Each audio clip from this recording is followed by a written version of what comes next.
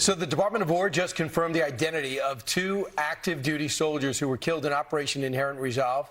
It's 25-year-old First Lieutenant Tyler James Feehan and 19-year-old Private Isabella Gonzalez. Meanwhile, the United States retaliating with the 9th straight night of strikes on Iranian military sites. Alexandria Hoff is at the White House with the latest for us. Alex?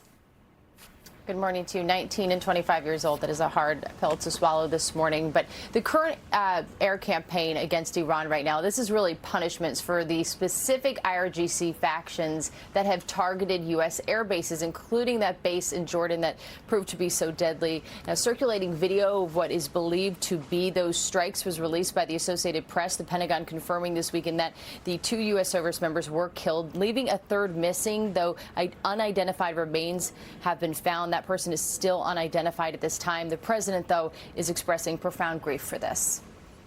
Well, we feel very badly, but, you know, those great people, those great patriots are out there fighting that Iran cannot have a nuclear weapon. But we hit them very hard again tonight, and we did that in honor of the probably three as opposed to two great patriots.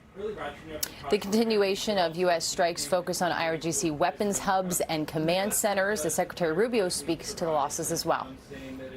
And it's heartbreaking, and our hearts go out to these families. These are heroes that pay the ultimate price. We also lost a service member in Iraq unrelated to combat. They were decommissioning a munition, and an accident happened in that process, and they were harmed.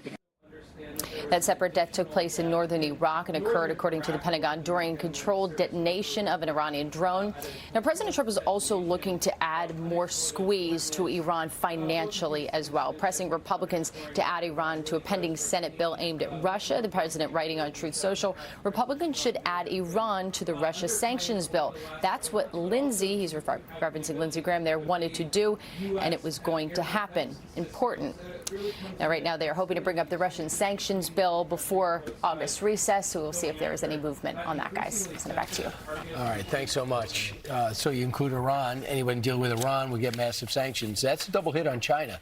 So if the president does do that, does that jeopardize his President Xi's trip here in September, where the Secretary of State's going over there now to kind of set the groundwork for that? So we'll see. But in other words, if China continues to deal with Russia, we sanction China. India continues to deal with Russia, sanction India.